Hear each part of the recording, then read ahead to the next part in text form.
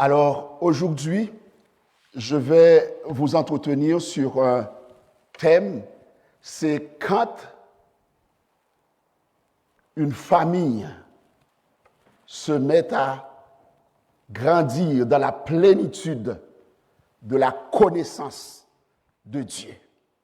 Quand une famille se met à grandir, à vivre dans la plénitude de la connaissance de Dieu.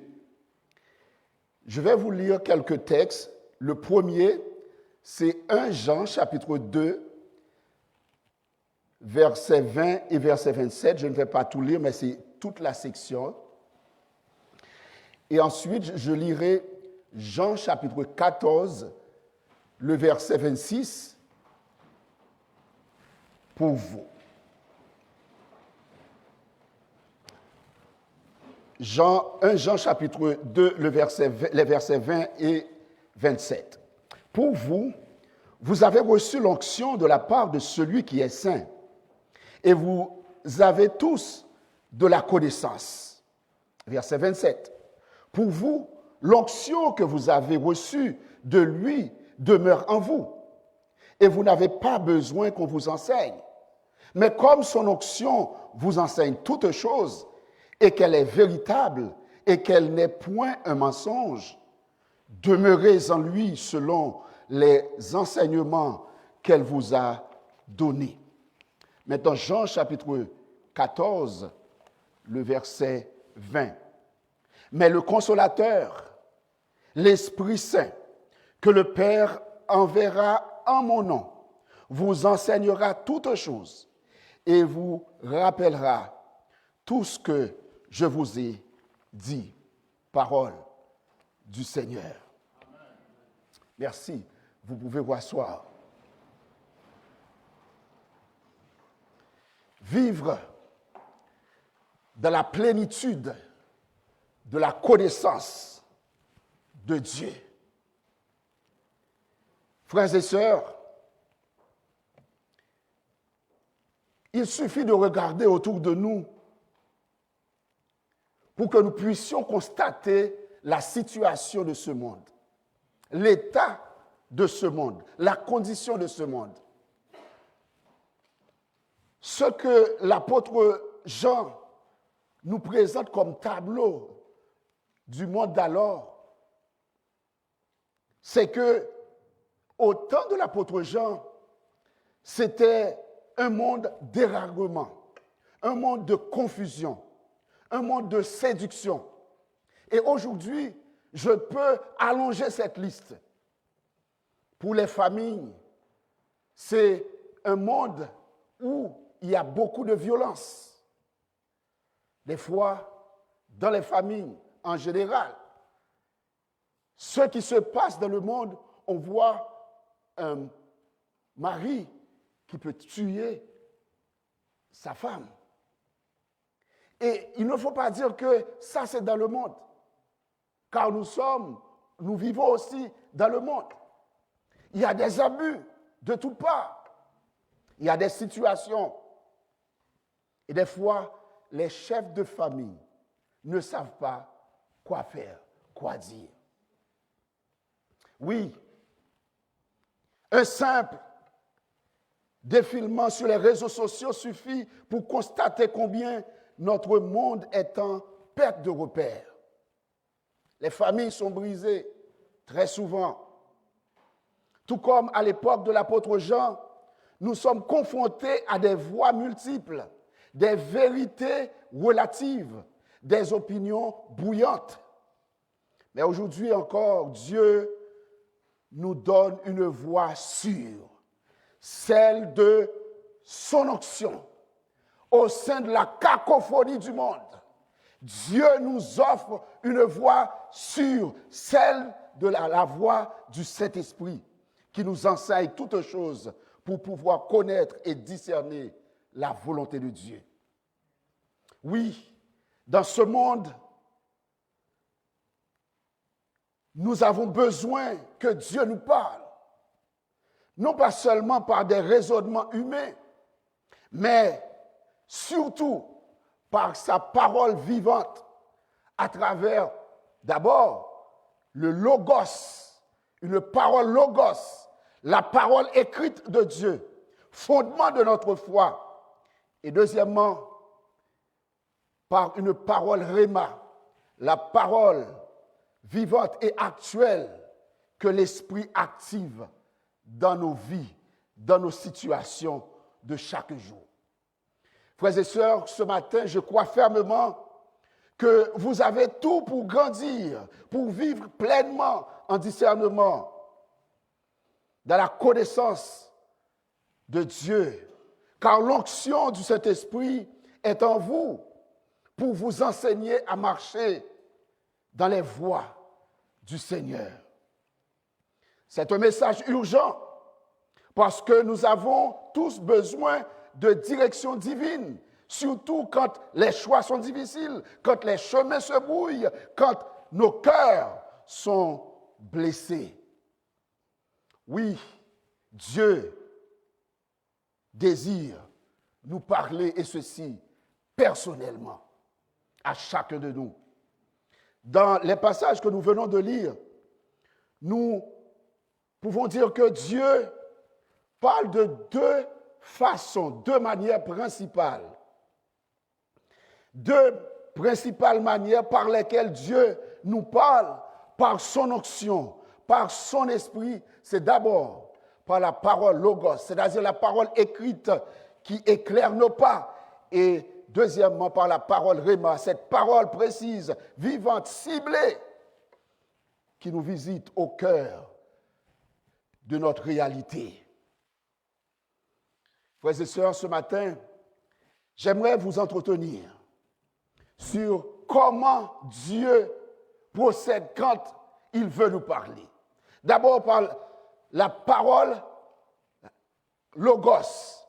Dans Jean chapitre 1er, verset 1er, nous lisons « Au commencement était la parole, et la parole était avec Dieu, et la parole était Dieu. » Et le mot utilisé ici, c'est le mot « logos » pour la parole, qui signifie instruction, pensée ou parole émise de vive voix, impliquant une conception, une idée.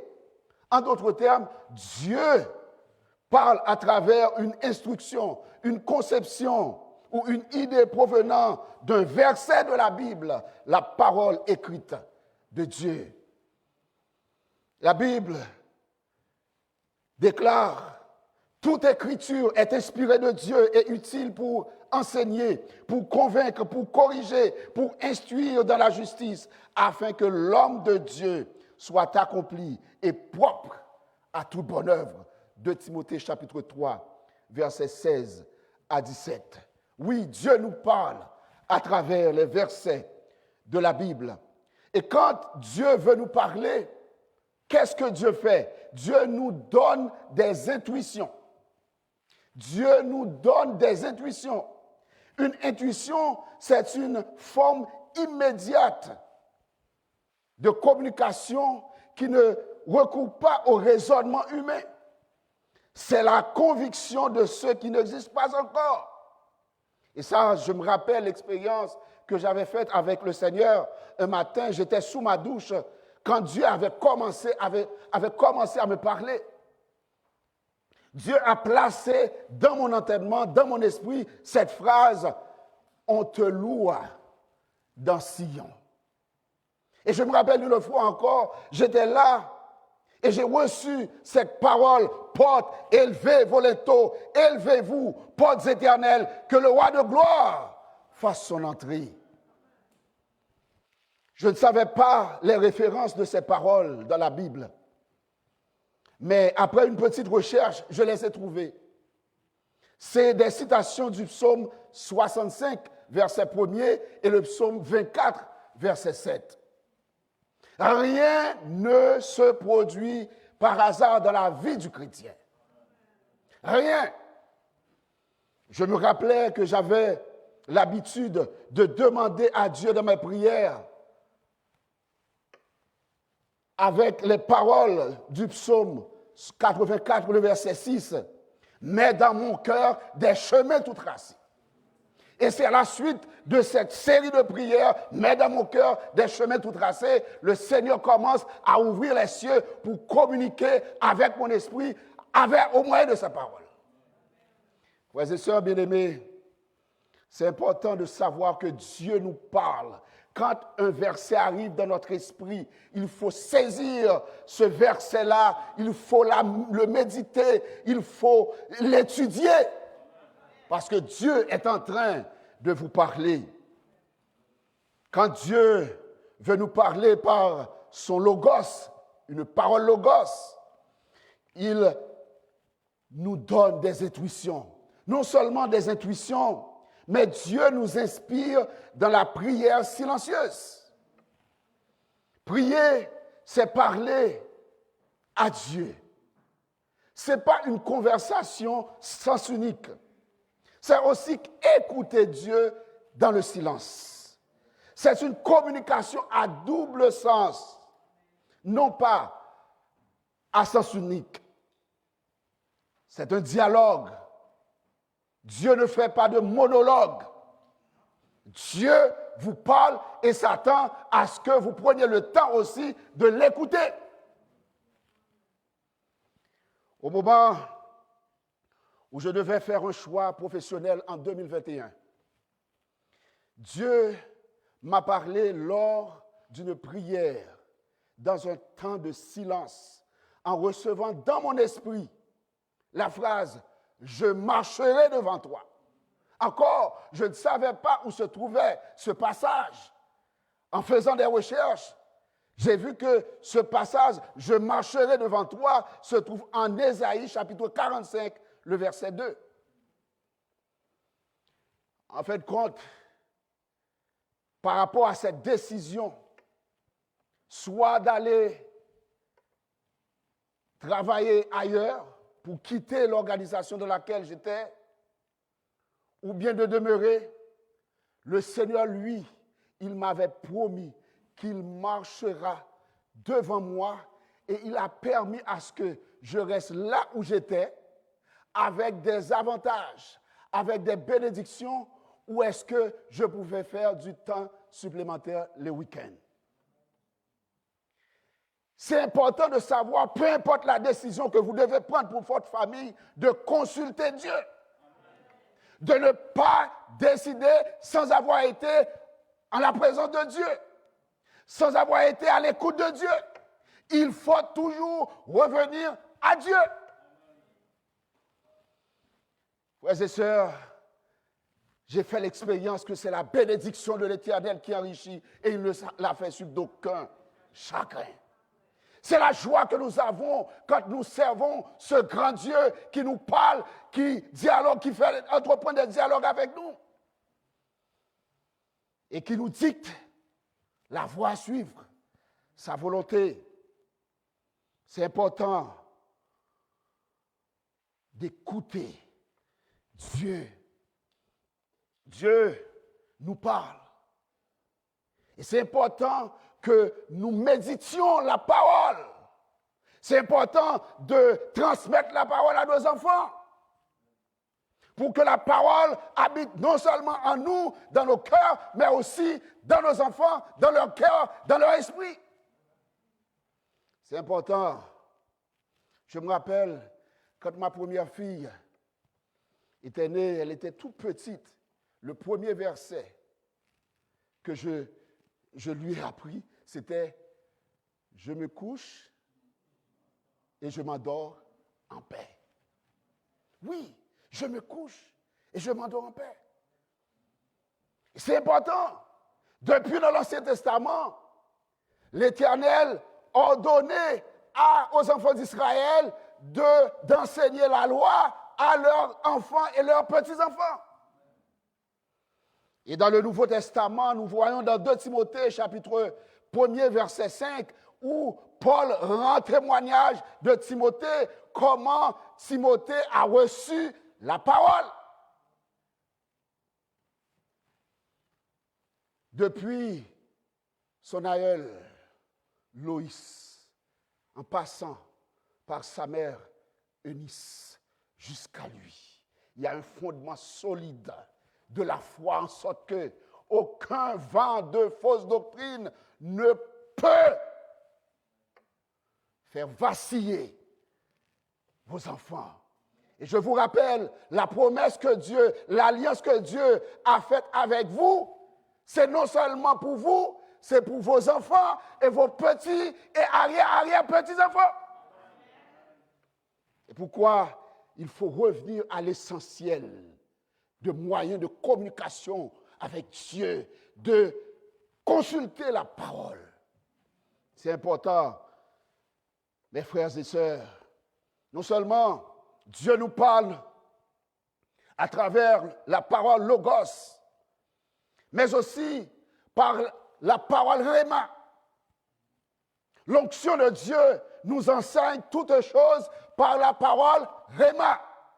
Et quand dans la Bible, dans les versets que nous venons de lire, il parle de l'onction de Dieu, c'est la personne même du Saint-Esprit. C'est la personne même du Saint-Esprit. Dieu nous parle par la parole Réma. Dans Romains chapitre 10, verset 17, la Bible dit, la foi vient de ce qu'on entend et ce qu'on entend vient de la parole de Christ. Et dans Éphésiens chapitre 6, le verset 17, la Bible dit, prenez par-dessus de tout le casque du salut, l'épée de l'esprit qui est la parole de Dieu. Et dans les deux textes que je viens de citer de la Bible, le mot utilisé qui est traduit par parole, c'est le mot rhéma en grec.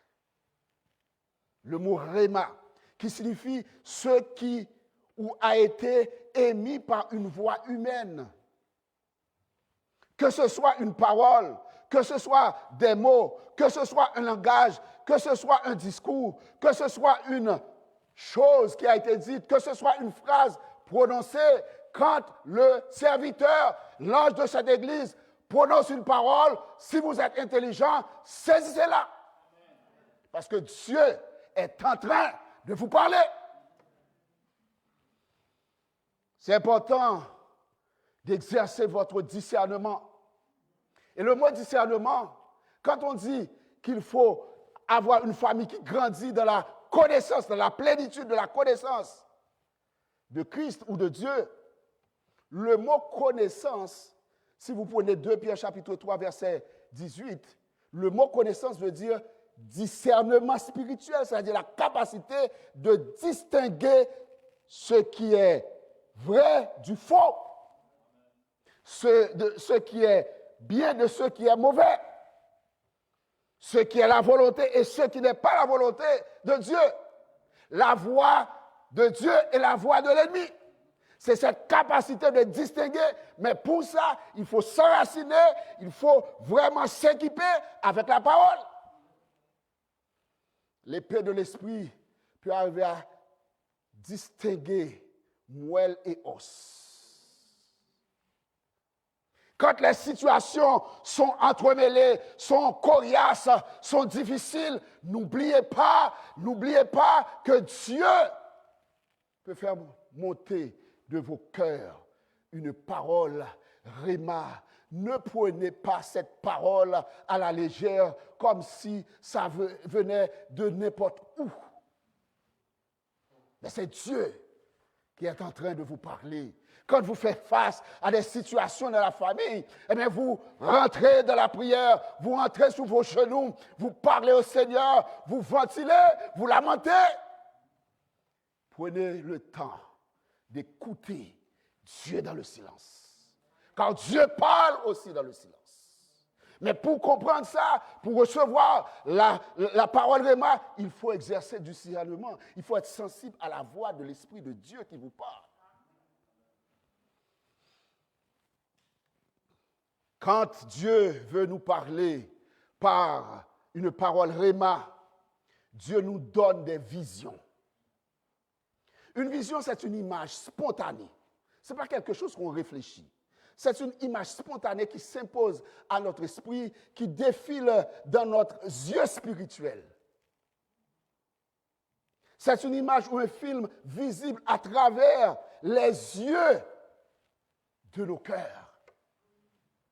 Vous savez que notre cœur a des yeux, les yeux spirituels.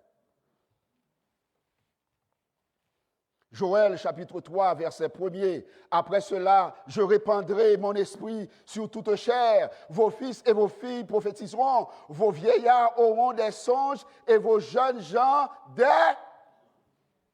Ce n'est pas ma parole, hein? Alors, si c'était seulement dans l'Ancien Testament, on pourrait dire, peut-être c'était dans l'Ancien Testament, ce n'est pas actuel aujourd'hui. Eh bien,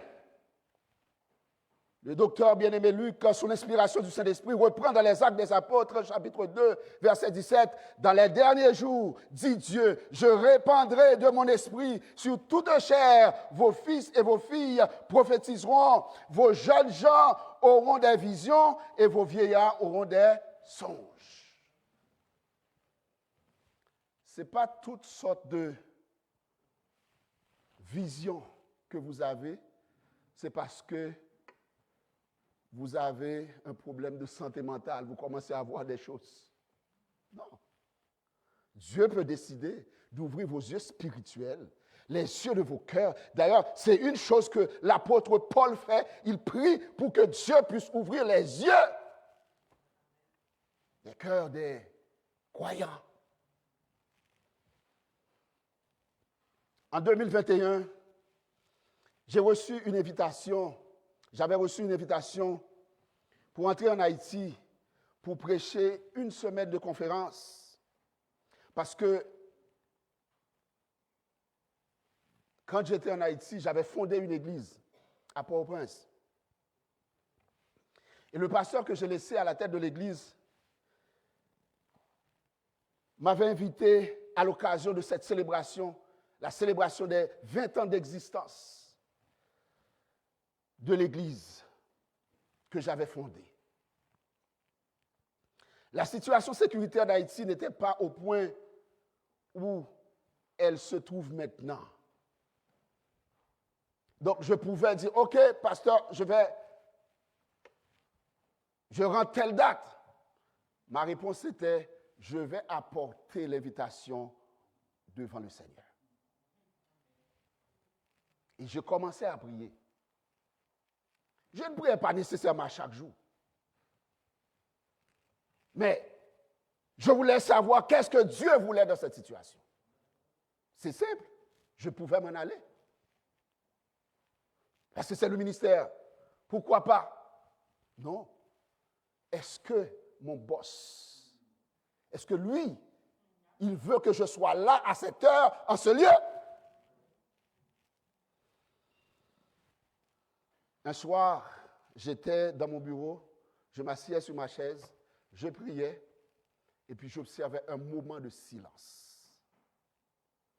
Pendant que j'étais là, je ne dormais pas. Mes yeux spirituels s'ouvraient. Et qu'est-ce que j'ai vu dans une vision ouverte? C'est une rue qui se divise en deux impasses.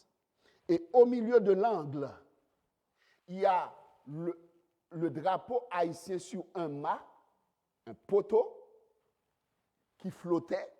Et sur ce poteau-là, il y avait un panneau, pour ceux-là qui savent conduire au moins les lois de la circulation, il y a un panneau d'interdiction d'entrée. Je ne dormais pas, hein? Et puis, j'ai compris la réponse.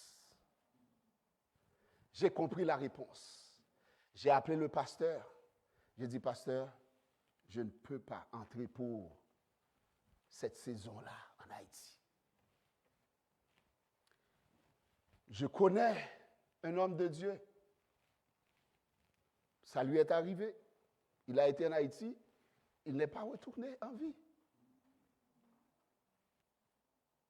Mais ce que j'aimerais que vous compreniez aujourd'hui, c'est que notre Dieu, c'est le Dieu qui voit dans les secrets. C'est lui qui garde notre départ et notre arrivée. 1000 tombent à ton côté. Ah, vous n'êtes pas là avec moi. Hein? 1000 tombent à ton côté. Et vous ne serez pas de tes yeux seulement. Alléluia. Et ce n'est pas aujourd'hui que le Seigneur fait ça. C'est sa façon de fonctionner. Dans 2 Rois chapitre 6, versets 8 à 12, le roi d'Assyrie était en guerre contre les Israélites, Israël. Et ce roi d'Assyrie planifiait ses attaques avec son conseil privé, en secret, dans sa chambre. Ce n'est pas dans la rue que se tenait le conseil privé du roi. C'est dans la chambre du roi. Pour arriver dans la chambre du roi, il faut passer par d'autres étapes. Ce n'est pas comme notre président, hein? Feu président. Non. La chambre du roi était bien gardée. Et puis à chaque parole que le roi prononçait dans son stratégie, les Israélites savaient. Et le roi commençait à dire, mais c'est qui nous vend, les traites, c'est qui? Et puis on rapporte au roi, c'est pas nous, mais Élisée, le prophète de l'Éternel, c'est lui qui rapporte les paroles que vous avez prononcées dans votre chambre. Car le Dieu du prophète Élisée, c'est le Dieu qui se trouve dans les secrets les mieux gardés. Dieu nous parle non seulement par des visions, mais aussi Dieu nous parle, peut nous parler par une voix audible. Une voix audible, c'est une voix c'est comme un son spontané, perceptible par l'oreille. C'est une parole, un mot, une conversation entendue de manière spontanée au moyen des oreilles de notre cœur. Dans 1 Samuel chapitre 3, nous avons vu à 3 reprises l'Éternel appela Samuel par une voix audible. Samuel pensait que c'était le prophète Élie qui l'appelait. À 3 reprises, il se présenta à Élie. Élie dit non, mais je ne t'ai pas appelé. Mais étant donné que le prophète Élie, c'était un homme de Dieu, il était exercé, il avait le discernement. Il a dit, va te coucher. Et quand tu entends cette voix-là, dis, parle, Éternel, ton serviteur, écoute. Il ne dit pas, parle, Éternel, ton serviteur, parle. Non, non, non, non, non, non, non, non. Qu'est-ce qu'il dit? Parle, Éternel, ton serviteur. Des fois, nous fonctionnons avec Dieu comme si nous... Il ne nous avait pas créés avec des oreilles pour entendre. Et c'est pourquoi la parole est obligée de dire que ceux qui ont des oreilles pour entendre, entendent bien ce que l'Esprit dit à l'Église ce matin. Comme Samuel avait reçu un dépôt de la volonté de Dieu par son obéissance, son écoute, mon père et ma mère, les deux, ne savaient pas lire, c'étaient des analphabètes. Et particulièrement, mon père, il a été à l'école, mais il a décroché très tôt pour travailler la terre.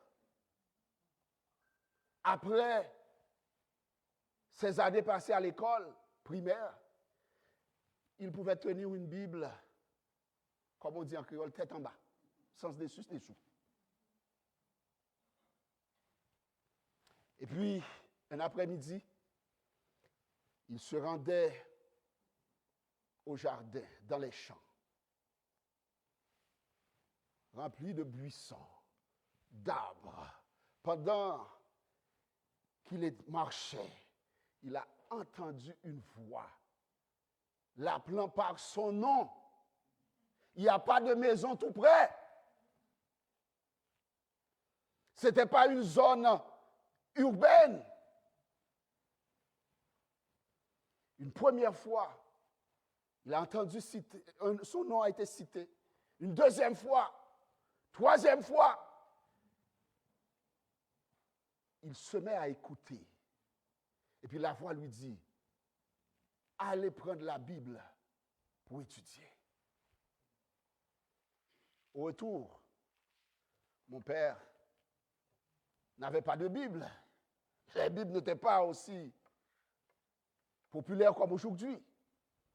Il prit la Bible de ses frères qui savaient lire, c'était des professeurs, des enseignants. Et puis on dit, mais qu'est-ce que vous faites là? Parce que, toujours à l'intéressant, hein? Je ne sais pas lire. On prend pause, ou c'est qui qu'on lit, mais nous connaissons pas qu'on lit. Je n'ai jamais entendu un prédicateur aussi puissant que mon père. Depuis ce jour, moniteur école dominicale, prédicateur, responsable d'église station jusqu'à sa mort en 2016. On l'appelait partout dans la région pour prêcher dans les conventions.